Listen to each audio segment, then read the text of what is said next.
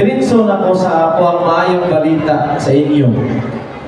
Karong Abril 14, nanawag sa amo ang taga Davao kay ang PDP laban na gidala sa Upol o sa El Salvador City. Ako mong i-invite tanan dito sa El Salvador City Sports Arena. Moanhi si Vice President Sara Duterte o ang iyang mga senador siyang kabuok. Ang ilang campaign manager karon murag wani po si Ruben Padilla. Na naglapad ang ulo kay giingon sila na daw invited po na mga senador na dili sa PDP laban. Ang katong isa siguro ilang pasabot pero surprise man daw, pero ako tanaw katong senador gidalan karon katong bigyan ka ng jacket kaya na. Murag mo appeal siya.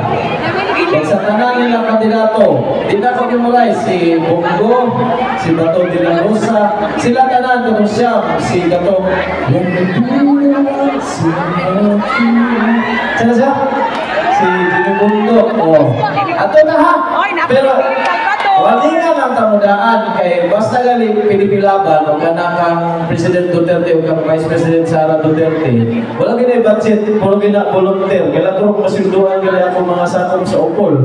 So kung ato na dito sa batas mga senior citizen, daghan yung kinatao na dala mong tubig, dala mong paniutudaan, o ganang kumain mo, ay lang dala yung bata, pero kung dalo ninyo, okay lagi ako. So medyo po na traffic. Ato mo? Ako mga kauban sa banda, sa unang sa Siargao, sa Davao, si Baste. So, mag-practice na karon. Tindihan na mo, tindihan na mo siya, ha? Practice na ka itong magsalang ba? Duterte! Ha? Sige. 1, 2,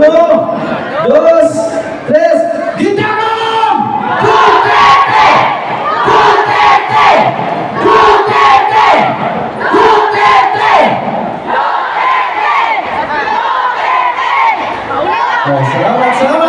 Salamat kayo gitanong. Grabe, naka-practice yun eh.